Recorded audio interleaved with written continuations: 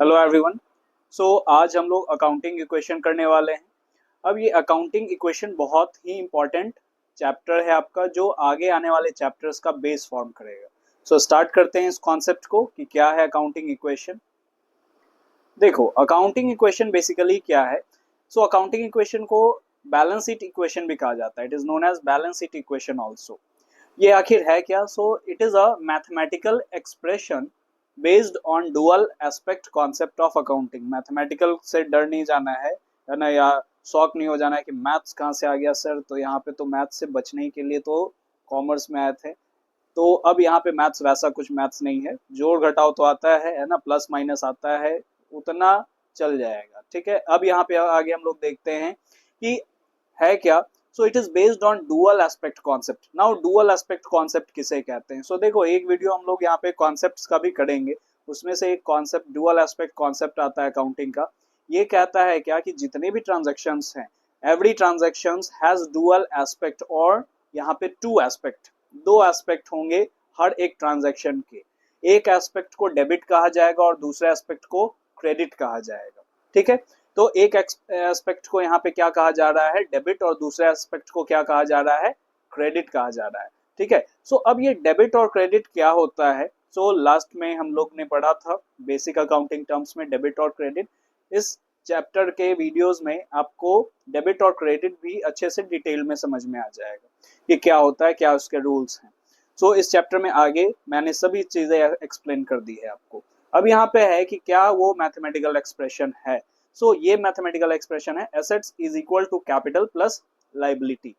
इस कॉन्सेप्ट के अकॉर्डिंग हर एक ट्रांजैक्शन का दो एस्पेक्ट होगा, और हमेशा asset is equal to capital plus liability होना चाहिए। ठीक है, एसेट्स क्या होता है, कैपिटल क्या होता है और लाइबिलिटीज क्या होता है, ये हम लोग लास्ट वीडियो में कवर कर चुके हैं बेसिक अकाउंटिंग टर्म्स वाले चैप्टर में। ठीक है, बेसिक अकाउंटिंग टर्म्स अगर आपने नहीं देखा है तो आप उसको देख लो पहले, ये डिस्क्रिप्शन में मैं इसका लिंक डाल दूंगा। ठीक है, अब यहाँ पे इसी एक्सप्रेशन को हम लोग दूसरे एंगल से अगर देखेंगे तो क्या हो गया। अगर asset is equal to capital plus liability है तो capital is equals to asset minus liability हो जाएगा, और लाइबिलिटीज का फॉर्मूला क्या हो जाएगा? एसेट माइनस कैपिटल हो जाएगा। ठीक है, अब ये हमारा कॉन्सेप्ट है, और मेजर कॉन्सेप्ट ये asset is equal to capital plus liability लेके चलेंगे। अब देखो, अभी हमने बात किया कि इसे बैलेंस शीट इक्वेशन कहा जाता है। बैलेंस शीट का मैंने फॉर्मेट भी आपको यहाँ पे दे रखा है। देखो, समझो इसको क्या होता है कि बैलेंस शीट जो है, बैलेंस शीट किसे कहते हैं। तो ये फर्स्ट चैप्टर के वीडियोस में हमने कवर किया था। ठीक है, उसमें अकाउंटिंग प्रोसेस में हमने देखा था। तो अब यहाँ पे देखो बैलेंस शीट क्या होता है कि बैलेंस शीट से हमें पता चलता है कि हमारे बिजनेस का एसेट कितना है और लाइबिलिटीज कितना है। ठीक है, अब यहाँ पे आप देखो कि बैलेंस शीट साल के अंत में बनेगा सबसे पहला। इसमें क्या क्या होते हैं? तो हमारा लेफ्ट हैंड साइड में दिख रहा है कि कैपिटल और लाइबिलिटीज होता है। तो कैपिटल जो ओनर का होगा वो रहेगा।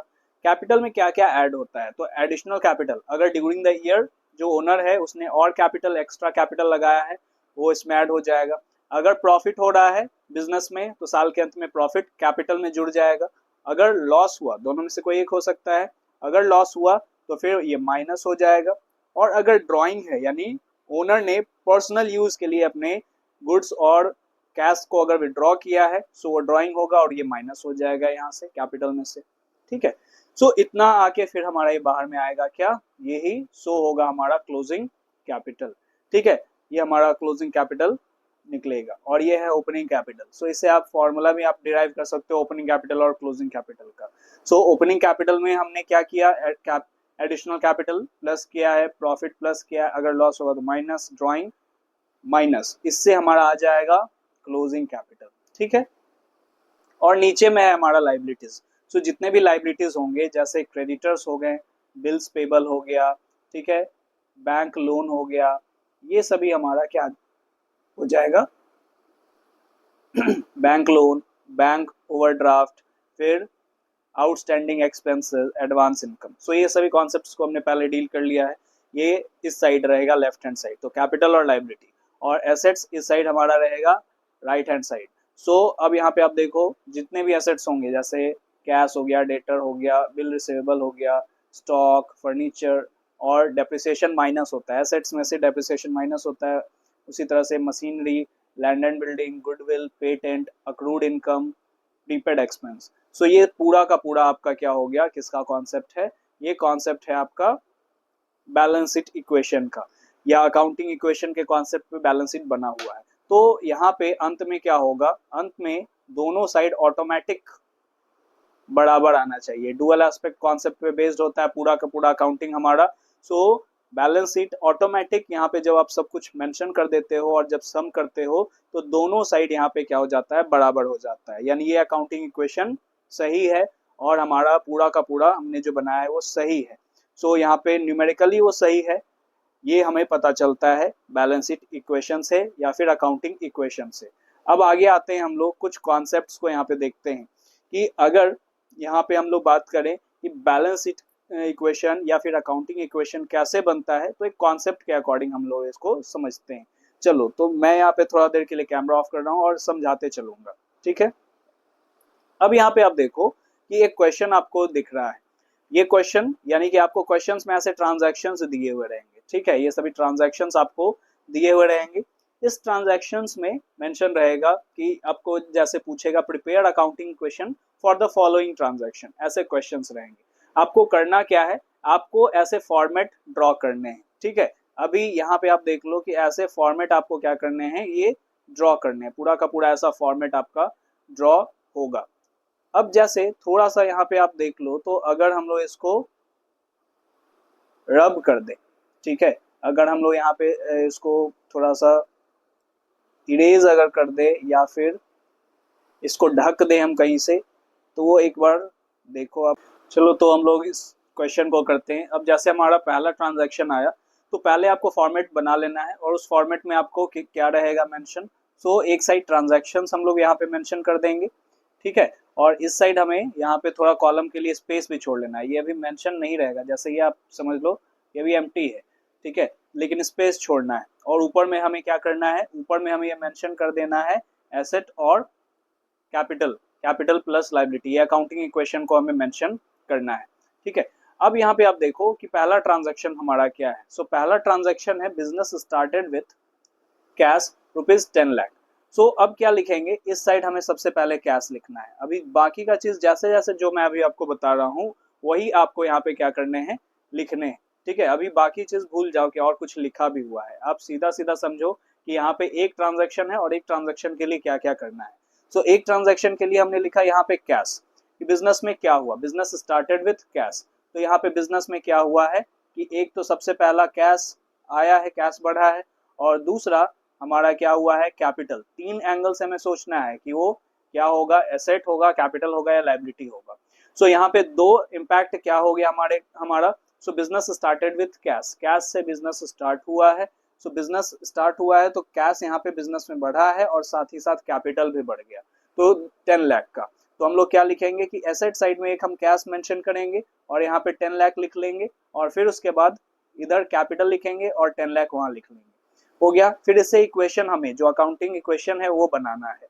सो अकाउंटिंग इक्वेशन क्या कहता है, asset is equal to capital plus liability. तो आप देखो एसेट 10 लाख का है, is equal to capital 10 lakh plus liability, अभी फिलहाल हमारे पास जीरो है, कुछ भी नहीं है। फिर आ जाते हैं हम लोग अपने दूसरे ट्रांजैक्शन पे। दूसरा ट्रांजैक्शन कहता है कि परचेज मशीनरी ऑफ ₹1 लाख। तो मशीनरी 1 लाख का परचेज किया गया है, तो क्या हुआ होगा बिजनेस में, ये देखना है। सो बिजनेस में आप देखो क्या हुआ होगा। सो बिजनेस में हमारा दो चीज हुआ होगा, एक तो मशीनरी हमने परचेज किया है ना, सो मशीनरी हमारा बढ़ा होगा, बिजनेस में मशीन आया है, और दूसरा हमने यहाँ पे पेमेंट किया होगा, तो कैश हमारा क्या होगा, घट जाएगा। मशीन हमारा क्या हो गया, बढ़ गया, कैश घट गया, तो दोनों तो एसेट ही है। तो अब यहाँ पे आप देखो कि कैश तो घटा, तो 1 लाख रुपीज कैश में से अब घटा देंगे, और मशीनरी नाम का एक एसेट हमारे पास जुड़ गया है, तो वहां ऊपर में मशीन लिख देंगे, मशीनरी लिख देंगे और प्लस कर देंगे यहाँ पे, ठीक है। इस तरह से नया अकाउंटिंग इक्वेशन जो हमारा आ जाएगा। तो अब हमारे पास कितना बचा, कैश, तो 10 लाख माइनस 1 लाख, तो ये कितना हो गया, 9 लाख बचा कैश, और मशीन हमारा एक आ गया है 1 लाख का, तो इस साइड वाले 10 लाख हो गए और इस साइड भी 10 लाख तो था ही, इसमें तो कोई चेंजेस नहीं आया है।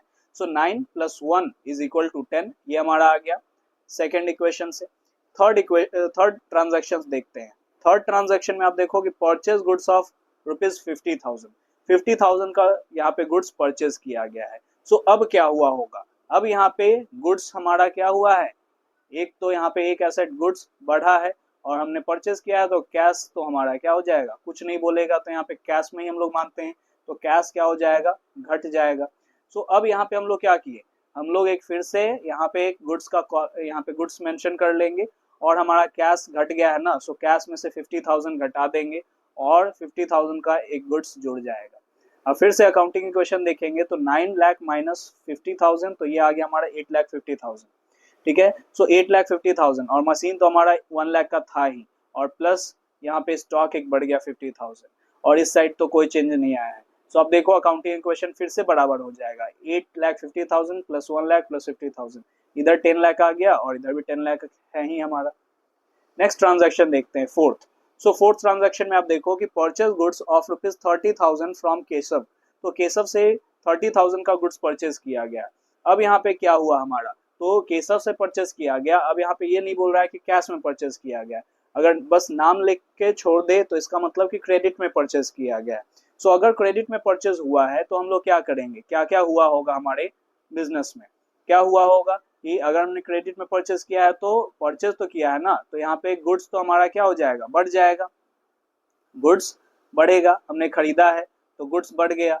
और दूसरा कि अब यहाँ पे कैश तो हमारा नहीं गया है, लेकिन अब क्रेडिट में हमने परचेज किया है तो केशव नाम का एक क्रेडिटर हमारा बढ़ गया है ना, केशव नाम का क्रेडिटर, इससे उधार में हमने खरीदा है, तो जिससे हम लोग उधार में खरीदते हैं वो हमारा क्रेडिटर हो जाता है, और क्रेडिटर लाइबिलिटी होता है।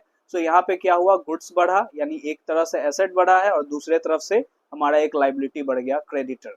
सो अब यहाँ पे हम लोग क्या करेंगे कि हमने 30,000 का यहाँ पे सॉरी हाँ 30,000 का हमने परचेज किया है केशव से, तो 30,000 का हमारा गुड्स बढ़ गया और केशव 30,000 का हमारा यहाँ पे एक क्रेडिटर बढ़ गया, तो ऊपर में यहाँ पे क्रेडिटर भी मेंशन कर देंगे हम लोग कि क्रेडिटर हमारा 30,000 का बढ़ गया है। सो न्यू इक्वेशन के साथ आप देख लो कि न्यू इक्वेशन क्या बना, कैश में कोई चेंजेस नहीं 8,50,000, मशीनरी में कोई चेंजेस नहीं, स्टॉक में चेंजेस, स्टॉक बढ़ गया 50,000 से 30,000 बढ़ा है तो 80,000 हो गया, और यहाँ पे हमारा कैपिटल में कोई चेंजेस नहीं था और इधर हमारा एक लाइबिलिटी बढ़ गया। सो आप इसको सम करोगे तो फिर से वो बराबर आ जाएगा। ठीक है, दोनों साइड यहाँ पे 10,30,000 होंगे, तो 10,30,000 आप देख सकते हो दोनों साइड आ जाएंगे। फिर उसके बाद है sold goods of 20,000। So sold goods of 20,000 का हमने क्या किया है, गुड्स सोल्ड किया है, कुछ नहीं बोले, यानी कि हमने क्या किया, कैश में सेल्स किया है। सो अब कैश हमारे पास आएगा, है ना, सेल किया है तो हमारे पास क्या होगा कि कैश नाम का एसेट्स बढ़ जाएगा, और सोल्ड किया है तो गुड्स हमारा क्या हो जाएगा, गुड्स उतना से घट जाएगा जितना से हमने सेल किया है। सो अब यहाँ पे आप देखो कि इसमें क्या हो गया कि 20,000 का हमारा कैश बढ़ गया और स्टॉक 20,000 से घट गया।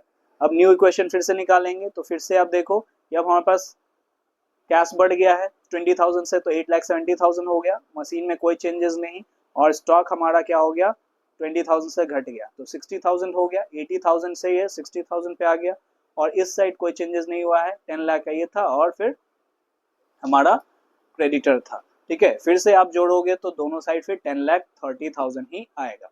नेक्स्ट ट्रांजैक्शन देखते हैं, तो नेक्स्ट ट्रांजैक्शन में आप देखो कि sold goods of ₹10,000 to Madhav, तो यहाँ पे अब जब नाम ले लिया है तो ये क्रेडिट में हमने सेल किया, तो यहाँ पे दो चीजें क्या हुई, दो चीजें क्या क्या हुई, अब आप देखो दो चीज यहाँ पे क्या हुआ। एक तो सबसे पहला हमारे पास जब हमने सेल किया है तो जो स्टॉक होगा, यानी कि गुड्स जिसको हम लोग कहें, है ना, तो ये जो गुड्स है हमारा, तो गुड्स तो घटेगा ही, सेल्स किया हमने तो गुड्स घट जाएगा, और यहाँ पे कैश तो नहीं आया है, लेकिन माधव को हमने जब सेल किया तो माधव हमारा क्या बन जाएगा, ये डेटर बन जाएगा, तो एक डेटर बढ़ गया, डेटर हमारा क्या होता है, एसेट होता है।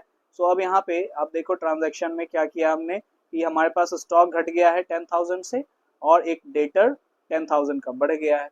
अब इसी को आप इक्वेशन में अगर डालो तो आप देखो 8,70,000 आ गया हमारा, कैश में कोई चेंजेस नहीं, फिर हमारा क्या हो गया कि मशीनरी में भी कोई चेंजेस नहीं, गुड्स हमारा 10,000 से घट गया तो 60 to 50 हो गया, और एक डेटर आ गया है 10 लाख का, इस साइड कोई चेंजेस नहीं आया, 10 लाख और 30,000। ठीक है, सो आप जब सम अप करोगे तो देखोगे कि ये दोनों साइड बराबर आ रहा है। अब आगे देखते हैं हम लोग कुछ और ट्रांजैक्शन देख लेते हैं, अकाउंटिंग इक्वेशन अच्छे से आपको समझ में आ जाएगा। मैंने कोशिश किया है कि अधिकतर ट्रांजैक्शंस को मेंशन कर दें। सो अब ये पुराना हमारा इक्वेशन था, वो जो अभी हमने लास्ट पीपीटी में देखा, ठीक है। सो ये पुराना था, लास्ट पेज में यही आपका मेंशन था, यहीं पे अंत हुआ था। अब सिक्स्थ ट्रांजैक्शन, सोल्ड, यहाँ पे goods of 15,000 sold at a profit of 5,000। अब 15,000 का सामान जो है वो 5,000 के प्रॉफिट पे यानी कि 20,000 में बिका। अब क्या हुआ, तो अब यहाँ पे आप देखो कि जब बिका तो हमारा सामान जो है, गुड्स जो है वो 15,000 से घटेगा। एक्चुअल में सामान बिका कितने का है, 15,000 का बिका है गुड्स, सो घटेगा तो 15,000 से, लेकिन जो बेचा है हमने सो पैसा तो हमारे पास 20,000 आएगा, 5,000 प्लस आएगा, ठीक है। सो अभी जो हमने बैलेंस शीट में देखा था, तो बैलेंस शीट में क्या देखा था कि प्रॉफिट जो होता है कैपिटल में जुड़ जाता है, तो 5,000 का जो प्रॉफिट है वो कैपिटल में जुड़ जाएगा, ठीक है। सो अब बैलेंस्ड हो गया हमारा, ठीक है, कि इधर क्या हो गया हमारा 20,000 का कैश आ गया, स्टॉक घटा है 15,000 का, और यहाँ पे हमारा क्या हो गया 5,000 का प्रॉफिट हुआ, तो कैपिटल में जुड़ गया। अब इसी को अब हम लोग न्यू इक्वेशन निकालेंगे, तो ये आ गया हमारा 8,90,000 है ना, 8,70,000 में से 20 चला गया, फिर 1 लाख मशीनरी में कोई चेंजेस नहीं, गुड्स हमारा 15,000 से घट गया, सो ये आ गया हमारा 35,000। फिर उसके बाद डेटर जो है वो सेम था, है ना, इस साइड हमारा कैपिटल जो है वो बढ़ गया है, 10 लाख से अब 10,05,000 हो गया, और क्रेडिटर 30,000। अभी भी आप मैच करोगे तो दोनों साइड फिर बराबर ही आएगा, ठीक है। अब आगे देखते हैं हम लोग रेंट पेड, हमारा 7th ट्रांजैक्शन है rent paid. So rent paid, तो यहाँ पे एक चीज तो दिख रहा है कि रेंट हमने जब पे किया तो कैश तो घट जाएगा, ठीक है, तो 5,000 कैश घट गया क्योंकि हमारा खर्च है, लेकिन बाकी और क्या होगा दूसरा एंट्री, तो अब काइंड ऑफ ये हमारा खर्च है, एक्सपेंस है, लॉस है, ठीक है, तो वो कैपिटल में क्या हो जाएगा माइनस हो जाएगा, तो ये 5,000 हम लोग यहाँ पे क्या करेंगे माइनस कर देंगे, ठीक है। कैपिटल में से यहाँ माइनस हो गया, तो दो चीज यहाँ पे क्या हुआ, एक तो कैश में से माइनस हो गया और दूसरा कैपिटल में से माइनस हो गया। अब यहाँ पे आप देखो इक्वेशन बना हमारा 8,85,000 कैश बचा हमारे पास, मशीनरी बचा है 1 लाख का, फिर गुड्स हमारे पास 35,000 का, डेटर 10,000 का, और कैपिटल घट के अब हमारा 10 लाख हो गया और इधर 30,000। फिर आप जब करोगे तो आप देखोगे कि दोनों साइड बराबर आ रहा है। फिर उसके बाद हमारा है कि proprietor withdrew 20,000 rupees for personal use, तो इसे ड्रॉइंग कहते हैं, है ना, कैपिटल से विड्रॉ किया गया। सो एक तो मतलब कैश यहाँ पे विड्रॉ किया गया पर्सनल यूज के लिए, तो कैश तो घट गया हमारा, तो कैश घट गया तो हमने कैश घटा दिया 20,000 से। और अभी बैलेंस शीट इक्वेशन में आपको मैंने बताया था बैलेंस शीट में कि ड्रॉइंग क्या होता है, कैपिटल में से माइनस होता है, तो कैपिटल यहाँ पे क्या हो गया माइनस हो गया 20,000 का। अब हमारे पास क्या बचा, तो 8,65,000 का हमारे पास कैश बचा है, 1 लाख का हमारे पास मशीनरी बचा है, फिर 35,000 का हमारे पास गुड्स है, और फिर 10,000 का डेटर, और इस साइड कैपिटल हमारा घट गया तो 9,80,000 का हो गया है, और फिर क्रेडिटर हमारा 30,000 का हो गया, ठीक है। फिर उसके बाद अब है हमारा सैलरी, ठीक है, तो सैलरी पेड 10,000। सो अब ये क्या हो गया, ये भी एक्सपेंस ही है हमारा, तो एक तो घट गया हमारा क्या, तो कैश घट गया 10,000 का, सैलरी हमने दिया तो, और दूसरा कैपिटल एक्सपेंस है हमारा, तो कैपिटल घट जाएगा 10,000 से, ठीक है। अब हमारा न्यू इक्वेशन क्या आ गया, सो न्यू इक्वेशन आप देखो क्या हो गया, 8,55,000 का हमारे पास क्या बचा कैश, 8,55,000 का। उसके बाद हमारे पास क्या है, तो उसके बाद हमारे पास 1 लाख का मशीनरी था, 35,000 का हमारे पास गुड्स था, और 10,000 का डेटर, इधर 9,70,000 हो गया हमारा कैपिटल, और 30,000 क्रेडिटर, ठीक है। उसी तरह से अब आप यहाँ पे देखो नेक्स्ट है हमारा depreciation charge on machinery at 10% per annum. So depreciation क्या होता है, ये बेसिक टर्म से मैंने बता दिया था आपको। सो किस पे यहाँ पे लग रहा है, तो मशीनरी पे 10% लग रहा है, तो मशीनरी हमारे पास कितने का है, सो 1 लाख का मशीनरी था, उसका 10%, तो 10,000 हो गया हमारा। सो 10,000 क्या हो गया डेप्रिसिएशन, तो एक तो ये खर्च हुआ कि मशीन घट गया हमारा 10,000 से, और दूसरा कैपिटल भी घटेगा क्योंकि ये खर्च है, तो जितने भी खर्च, इन शॉर्ट आप समझ लो खर्च जो होगा वो कैपिटल में से क्या हो जाएगा माइनस हो जाएगा, और जितने भी इनकम होंगे गेन्स होंगे वो कैपिटल में प्लस हो जाएगा, ठीक है। अब आगे देखते हैं हम लोग, फिर न्यू इक्वेशन आ गया हमारे पास 8,55,000, 90,000 का हमारे पास अब मशीन बच गया है, अब हमारे पास गुड्स 35,000 का, फिर डेटर 10,000 का, इधर 9,60,000 और इधर 30,000। अब आगे लास्ट हमारा एक है 10th नंबर पे देख लेते हैं कि पेड कैश टू केशव ₹10,000। अब केशव कौन था? सो आप लास्ट पेज में आप जब देखोगे तो केशव से हमने क्या किया था? खरीदा था। ठीक है, तो हमने केशव से क्या किया था? गुड्स खरीदा था 30,000 का। अब हम लोग इसको क्या कर रहे हैं? कैश पेड कर रहे हैं। कितना कैश पे कर रहे हैं अभी फिलहाल? तो पेड कैश टू केशव ₹10,000। तो आज अभी हम लोग 10,000 ही पे कर रहे हैं उसे। सो कैश पे कर रहे हैं तो कैश तो घट गया हमारा। और दूसरा क्रेडिटर हमारा घट जाएगा कि पहले 30 पेमेंट करना था, अभी 10 दे दिए तो अब 20 ही पेमेंट करना होगा। सो इससे हमारा जो फाइनल इक्वेशन आया वो अब क्या आ रहा है? फाइनल इक्वेशन हमारा तो देखो 8,45,000 का हमारा क्या हुआ? कैश बचा है।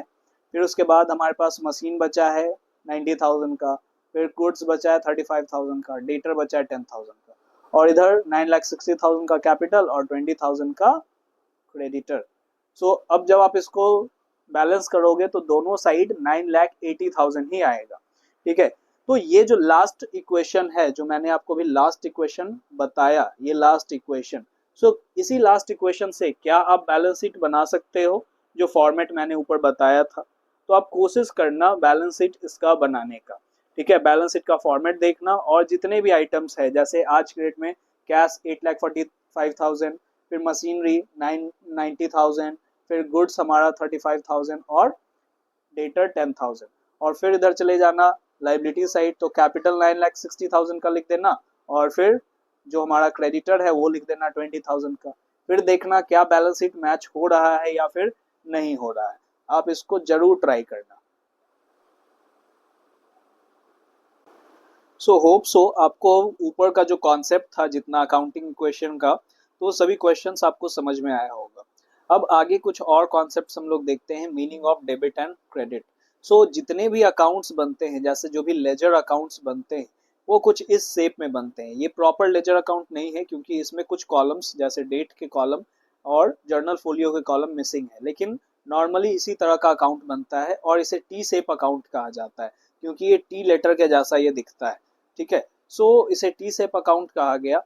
और ये अकाउंट जो है, इस अकाउंट का जो जितने भी अकाउंट होंगे उसका लेफ्ट हैंड साइड जो होगा उसे डेबिट कहा जाता है, और जो राइट हैंड साइड होगा उसे क्रेडिट कहा जाता है। यानी जितने भी आइटम्स हम इस साइड लिखेंगे ये हो जाएगा हमारा क्रेडिट, और जितने भी आइटम्स हम इस साइड लिखेंगे ये हमारा डेबिट हो जाएगा। सो डेबिट को डी आर, इसका शॉर्ट फॉर्म डी आर से हम लोग डिनोट करते हैं, क्रेडिट को सी आर से डिनोट करते हैं, और अकाउंट को हम लोग A/C इस तरीके से डिनोट करते हैं। ठीक है, आगे अब हम लोग आते हैं rules of debit and credit. So rules of debit and credit, debit and credit का दो रूल है, दो अप्रोच के अकॉर्डिंग यहाँ पे रूल होता है। एक है अमेरिकन अप्रोच या जिसको मॉडर्न अप्रोच कहते हैं, और दूसरा है इंग्लिश अप्रोच या ट्रेडिशनल अप्रोच जिसे कहते हैं। ठीक है, सो इंग्लिश अप्रोच वाला जो है हमारा वो आगे आने वाले चैप्टर्स में हम लोग पढ़ेंगे। ठीक है, सो नेक्स्ट वीडियो में प्रोबेबली हम लोग वो पढ़ लेंगे, तो ट्रेडिशनल अप्रोच जिसे गोल्डन रूल्स भी कहा जाता है। ठीक है, लेकिन अभी हम लोग मॉडर्न अप्रोच समझते हैं और मॉडर्न अप्रोच के अकॉर्डिंग काम करते हैं। सो मॉडर्न अप्रोच क्या है, अमेरिकन अप्रोच क्या है? तो the rules of debit and credit depends on the nature of account. So जितने भी नेचर मतलब है अकाउंट्स के, उस पे हमारा डेबिट और क्रेडिट का नियम जो होता है वो डिपेंड करता है। For this purpose all accounts are classified into following 5 categories. इसके लिए जितने भी अकाउंट्स होंगे, ट्रांजैक्शंस में जितने भी अकाउंट्स होंगे, उनको ये 5 कैटेगरीज में बांट दिया गया है। एसेट अकाउंट में, कैपिटल अकाउंट में, लाइबिलिटीज अकाउंट में, रेवेन्यू या इनकम अकाउंट में, लॉसेज या एक्सपेंस अकाउंट में। तो जितने भी ट्रांजैक्शंस में अकाउंट आएंगे, Ram Mohan Sohan, capital account, cash account, है ना, bank account, furniture account, machinery account, जितने भी अकाउंट बनेंगे उन सभी अकाउंट को इस 5 तरह के नेचर में बांटा गया है कि वो क्या है। अगर कैश है तो क्या होगा? तो कैश एसेट है तो एसेट अकाउंट हो जाएगा, है ना। लोन है क्या होगा? तो लोन हमारा लाइबिलिटी है तो लाइबिलिटी अकाउंट हो जाएगा वो। फिर ओनर के द्वारा कुछ पैसे लगाए गए हैं वो कैपिटल अकाउंट हो जाएगा। सेल्स हुआ वो हमारा रेवेन्यू या इनकम हो जाएगा, है ना। सैलरी हमने पे किया वो एक्सपेंस हो जाएगा। तो इसी तरह से जितने अकाउंट्स होंगे इसको ये 5 तरह के अकाउंट्स में बांट दिया गया है। अब इसके रूल्स जो है वो आप यहाँ पे देख लो, रूल्स क्या है। तो इन शॉर्ट ये रूल्स है आपका क्या, किसका रूल्स है? तो ये आपका जो मॉडर्न अप्रोच है है ना, अमेरिकन अप्रोच है, उसका रूल्स है। सो अभी हमने बात किया क्या कि जितने भी ट्रांजैक्शन उसको 5 अकाउंट्स में बांट दिया गया है। तो यहाँ पे एसेट, एक्सपेंस और लॉसेस का एक तरह से नियम चलता है, एक तरह से रूल होगा, और लाइबिलिटी, कैपिटल और इनकम और रेवेन्यू जो होगा उसका इस तरह से रूल चलेगा, है ना। तो अब यहाँ पे आप देखो कि एसेट, एक्सपेंस या लॉसेस अगर इंक्रीज कर रहा है तो वो क्या होगा, डेबिट होगा। ठीक है, जैसे मान लेते हैं क्या हुआ कि सैलरी पेड, तो सैलरी हमने पे किया, तो सैलरी अगर हमने पे किया तो यहाँ पे क्या है, सैलरी हमारा क्या हो गया, खर्च है ना, सैलरी क्या हो गया, ये एक्सपेंस है। तो सैलरी पे करने से हमारा क्या हो रहा है, एक्सपेंस बढ़ रहा है या घट रहा है, बढ़ रहा है। तो एक्सपेंस बढ़ रहा है तो यहाँ पे क्या हो जाएगा, वो डेबिट होगा। और सैलरी पे किया हमने कैसे, तो हमने सैलरी पे किया है कैश में, है ना, कैश में हमने सैलरी दिया है, तो कैश क्या होगा, घट जाएगा। तो अगर घट रहा है तो वो क्या होगा, क्रेडिट हो जाएगा। यानी इसी में दो अकाउंट जो दिखे, एक सैलरी और दूसरा कैश। तो सैलरी हमारा एक्सपेंस है तो एक्सपेंस बढ़ रहा है तो ये इंक्रीज हो रहा है तो डेबिट, और हमारा एसेट एक है दूसरा कैश, तो कैश हमारा एसेट है, और एसेट अगर घटेगा तो उसका रूल क्या है, वो क्रेडिट होगा। उसका just opposite liability, capital, income, revenue का होगा। सो अगर लाइबिलिटी या कैपिटल या इनकम या रेवेन्यू जो है वो अगर डिक्रीज कर रहा है, घट रहा है, तो वो डेबिट होगा, और अगर इंक्रीज कर रहा है तो क्या हो जाएगा, क्रेडिट हो जाएगा। जैसे आप देख लो कि क्या बिजनेस स्टार्टेड विथ कैश, इसका कुछ एग्जांपल आगे हम लोग भी देख लेते हैं। सो ये रूल बहुत इंपॉर्टेंट है, इस रूल को याद रखना कि एसेट, एक्सपेंस या लॉसेस अगर इंक्रीज कर रहा है तो डेबिट, डिक्रीज कर रहा है तो क्रेडिट।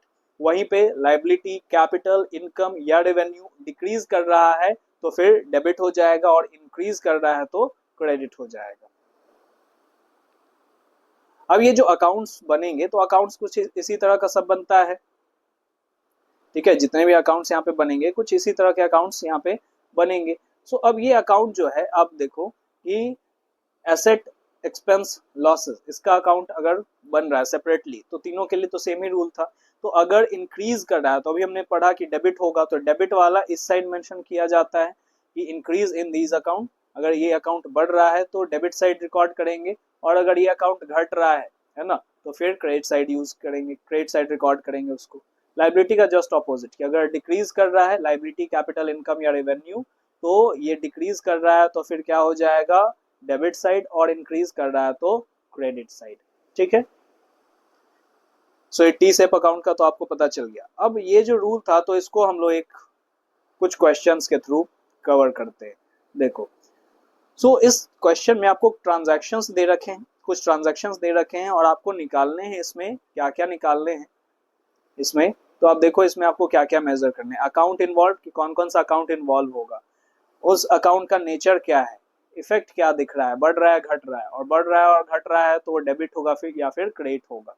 ये बहुत ही इंपॉर्टेंट है आपके आगे आने वाले चैप्टर्स के लिए भी और इस चैप्टर के लिए भी।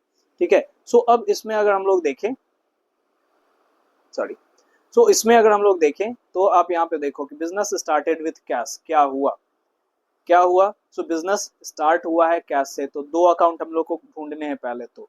ठीक है, सो इसमें क्या क्या हुआ, सो बिजनेस में कैश आया, जब बिजनेस स्टार्ट हुआ है कैश से तो कैश बढ़ा, और बिजनेस में फिर कैपिटल भी बढ़ा, ओनर के द्वारा जो पैसा लगाया जाता है उसे कैपिटल कहते हैं। सो कैपिटल भी बढ़ गया। सो अकाउंट पहले क्या, कौन कौन से अकाउंट हुए, कैश अकाउंट और कैपिटल अकाउंट मेंशन हुए। ठीक है, तो हमने लिख दिया कैश और कैपिटल।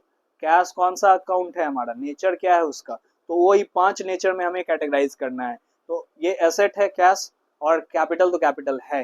तो यहाँ पे क्या हो रहा है, एसेट इंक्रीज कर रहा है, कैश इंक्रीज कर रहा है, और कैपिटल भी इंक्रीज कर रहा है। सो अभी नियम क्या था, रूल क्या हमने पढ़ा कि अगर कोई एसेट इंक्रीज करेगा तो डेबिट होगा। सो एसेट इंक्रीज किया तो डेबिट साइड में हमने लिख दिया, और कोई कैपिटल इंक्रीज करेगा तो क्या होगा, क्रेडिट होगा, तो क्रेडिट साइड में हमने लिख दिया। ठीक है, उसके बाद सेकंड देखो, सेकंड में क्या है, सेकंड में हमारा परचेज ऑफ मशीनरी ऑफ ₹20,000। सो सबसे पहला हमारा काम कि दो अकाउंट खोजना है। तो दो अकाउंट में क्या, एक मशीनरी और दूसरा कैश। दोनों यहाँ पे नेचर क्या है, दोनों का नेचर सेम ही है, एसेट ही है। लेकिन अब एक बढ़ रहा है, जब बिजनेस में हमने मशीनरी परचेज किया है तो मशीनरी बढ़ेगा। सो मशीनरी बढ़ा, और हमने पेमेंट किया होगा कैश में, तो कैश क्या हो जाएगा, घटेगा, यानी एसेट घटा। रूल क्या कहता है, एसेट इंक्रीज करेगा तो डेबिट और डिक्रीज करेगा तो क्रेडिट। सो कैश हम लोग क्रेडिट कर दिए, और मशीनरी क्या कर दिए, डेबिट कर दिए। अब आगे देखते हैं थर्ड। तो थर्ड में है कि परचेज गुड्स ऑफ 20,000 का गुड्स परचेज किया गया। तो अब यहाँ पे दो अकाउंट हो गया, ठीक है। सो एक है परचेज अकाउंट, ठीक है, यहाँ पे परचेज आएगा और दूसरा आएगा कैश अकाउंट। तो जब भी गुड्स परचेज करेंगे ना तो उसके लिए परचेज यूज होगा वर्ड, लेकिन मशीनरी हमने परचेज किया, कोई अदर एसेट्स अगर हम परचेज करेंगे तो एसेट का नाम होगा। जैसे फर्नीचर परचेज किया तो फर्नीचर हो जाएगा, ठीक है। और गुड्स जब परचेज करेंगे तो परचेज अकाउंट ओपन होगा। तो गुड्स के लिए वर्ड यहाँ पे परचेज यूज किया गया, ठीक है, यहाँ पे डी नहीं लगेगा, परचेज होगा। सो परचेज यहाँ पे आ गया और दूसरा अकाउंट हो गया हमारा कैश, यानी कि गुड्स आया, परचेज, और यहाँ पे कैश गया, ठीक है। तो परचेज यहाँ पे क्या हो गया, परचेज हमारा एक्सपेंस है, गुड्स में जो भी हम लोग पैसे लगा रहे हैं वो हमारा क्या हो गया, एक्सपेंस कहलाता है, और कैश हमारा एसेट है। तो एक्सपेंस इंक्रीज कर रहा है और यहाँ पे एसेट यानी कैश हमारा डिक्रीज कर रहा है। तो जब एक्सपेंस इंक्रीज करता है तो डेबिट होता है, और एसेट डिक्रीज करता है तो क्रेडिट होता है, ठीक है। ये हमने तीन देख लिया। अब यहाँ पे आगे देखते हैं फोर्थ नंबर। फोर्थ नंबर पे क्या है हमारा, सोल्ड गुड्स ऑफ ₹10,000। तो हमने गुड्स सोल्ड किया है। सो गुड्स अगर सोल्ड किया है तो दो यहाँ पे अकाउंट क्या क्या हो जाएंगे, दो अकाउंट, एक कैश अकाउंट और दूसरा सेल्स अकाउंट, ठीक है। फिर से गुड्स के लिए वर्ड यूज होगा सेल्स, और कोई मशीनरी या कोई अदर एसेट्स अगर सेल हो रहे हैं तो वो एसेट का नाम रहेगा, ठीक है। अब यहाँ पे कैश जो है हमारा एसेट हो गया और सेल्स हमारा रेवेन्यू है। एसेट यहाँ पे क्या हो रहा है, इंक्रीज कर रहा है, सेल्स हुआ है तो पैसा आया होगा तो इंक्रीज कर रहा है, और इनकम भी बढ़ गया हमारा, रेवेन्यू बढ़ गया। सो अगर एसेट इंक्रीज करता है तो डेबिट, और रेवेन्यू इंक्रीज करता है तो क्रेडिट। उसी तरह से रेंट पेड, तो यहाँ पे दो चीजें क्या क्या हो गई।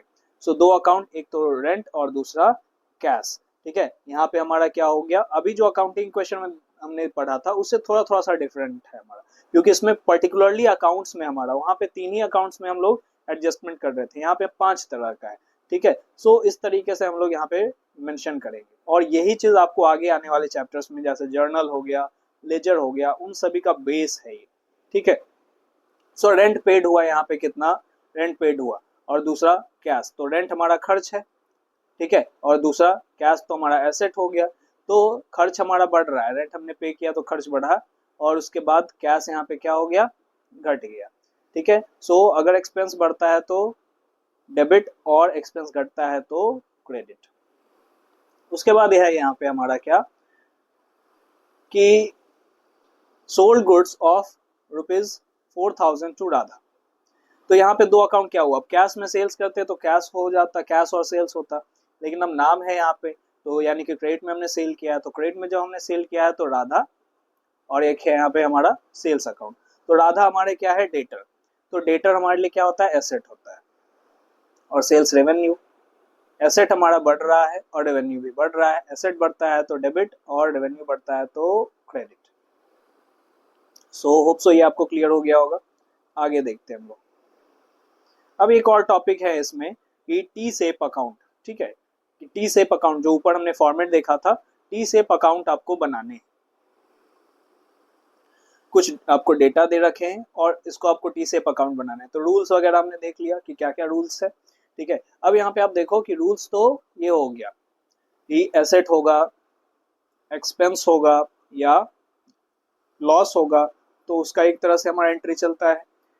तो यहाँ पे हमें देखना है, सबसे पहला हमें अकाउंट बनाना किसका है, तो उसका नेचर क्या है ये हमें देखना पड़ेगा, ठीक है। तो मशीनरी का नेचर क्या है, एसेट है, तो अब सिर्फ मशीनरी का ही काम करना है। सो अब यहाँ पे क्या हो गया कि मशीनरी परचेज हुआ हमारा, तो दो अकाउंट क्या क्या हुआ होगा, एक तो मशीनरी और दूसरा कैश, ठीक है। एक तो मशीनरी और दूसरा हमारा क्या हो गया, कैश। तो machinery and cash. So machinery यहाँ पे क्या हो रहा है, बढ़ रहा है, और कैश क्या हो रहा है, घट रहा है। मशीनरी बढ़ रहा है, कैश घट रहा है, ठीक है।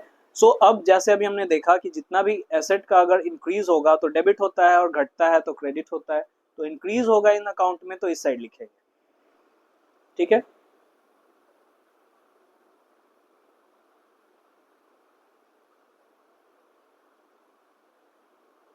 अब आ जाते हैं इसमें हम लोग मशीनरी अकाउंट। सबसे पहला तो परचेज हुआ है मशीनरी 5 लाख का, सो मशीनरी बढ़ा है 5 लाख का, तो डेबिट साइड लिख दिए। और जस्ट उसका ऑपोजिट वाला जो अकाउंट होगा यानी कैश पेमेंट हुआ है, तो इस साइड हम लोग 2 लिख के करेंगे, 2 लिख के वो आगे लिख देंगे कि टू कैश घटा है और मशीनरी बढ़ गया है। ठीक है।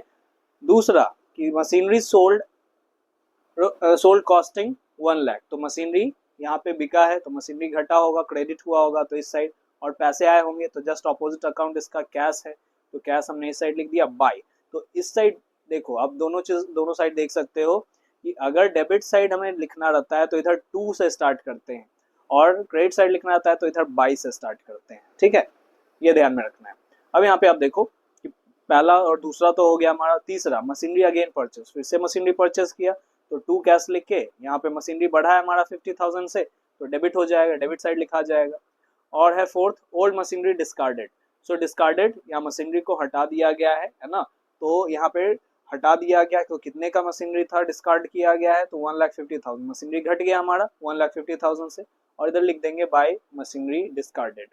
ठीक है, फिर उसके बाद देखते हैं value of machinery was reduced by 40,000, so machinery का वैल्यू जो रिडक्शन होता है उसे डेप्रिसिएशन कहते हैं, और मशीनरी घट रहा है तो क्रेडिट साइड होगा, 40,000 हमने लिख दिया, और घटने को हम लोग क्या कहते हैं, डेप्रिसिएशन कहते हैं।